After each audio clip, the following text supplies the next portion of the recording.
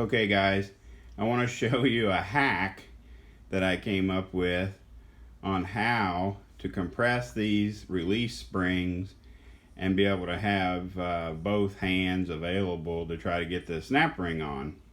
Hold that thought, I'm going to back up a little bit so you can see what I've come up with. Try not to laugh too hard, because what they say, necessity is the mother of invention.